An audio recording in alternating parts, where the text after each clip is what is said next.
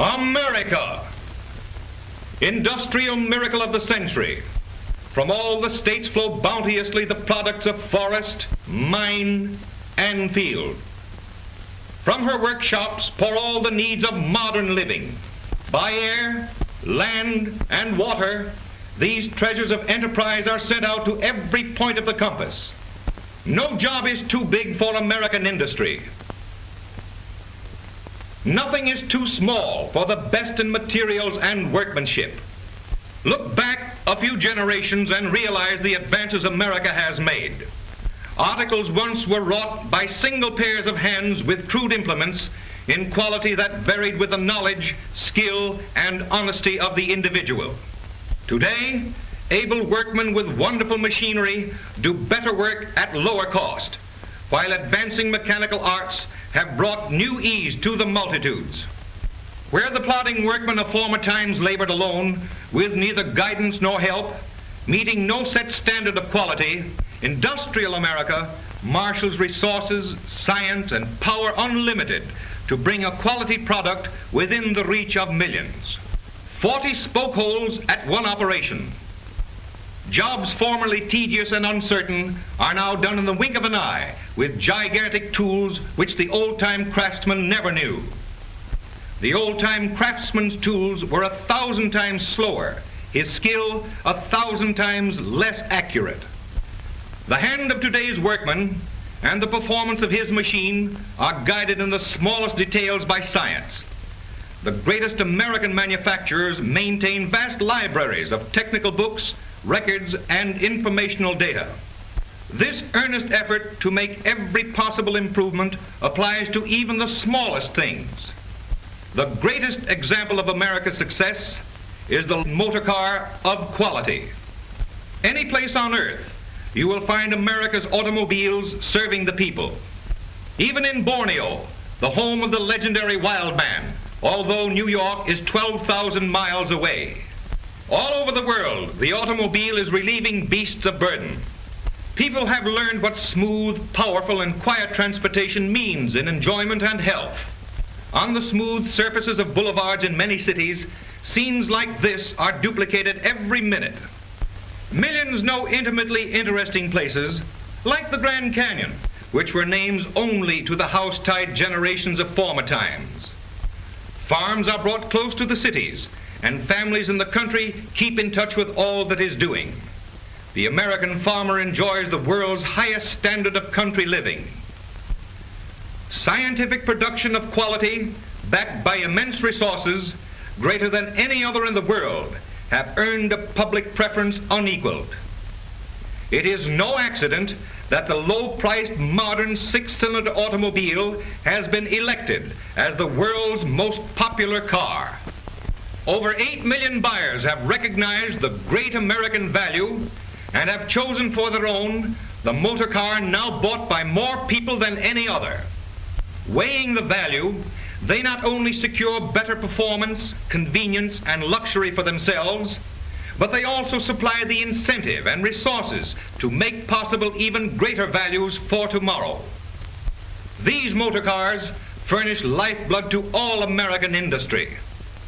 The automobile consumes over 15% of all steel produced, 1/2 of all malleable iron, over 2/3 of all plate glass, over 1/5 of all hardwood lumber, over 14% of all cotton, 1/4 of all lead, 1/3 of all nickel, and almost 4/5 of all rubber.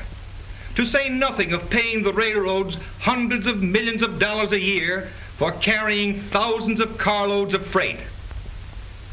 General Motors makes almost half of all motor cars, and the largest member of the General Motors family, Chevrolet, is the largest maker of automobiles in the world.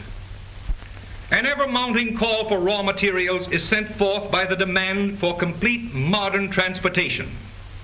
Purchases of the finest materials are made in tremendous quantities from mines, forests, and fields in every region of the United States.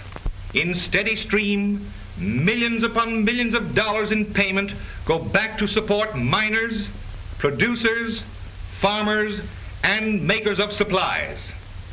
Power, water power, coal, and plenty of it is purchased to keep the far-flung factories going.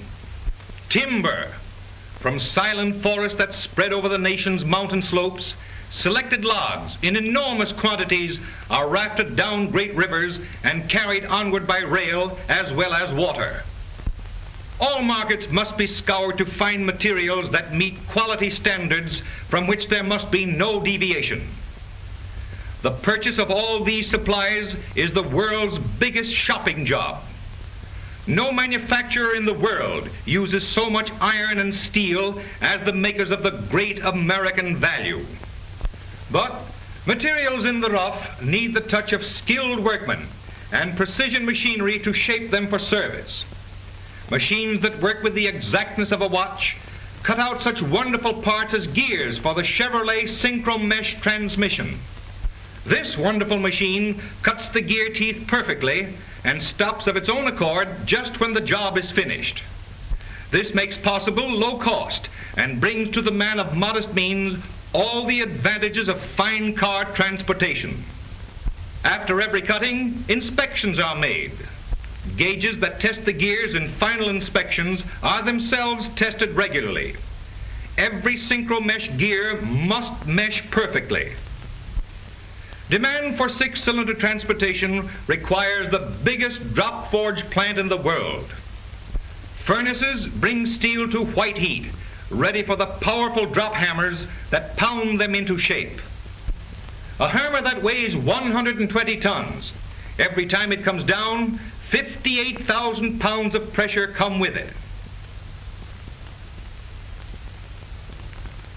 The Chevrolet forge plant at Detroit is the best equipped in the world.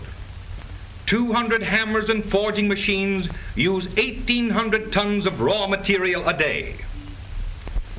The biggest motor plant in the world is needed to make the million six-cylinder engines demanded annually by the American people.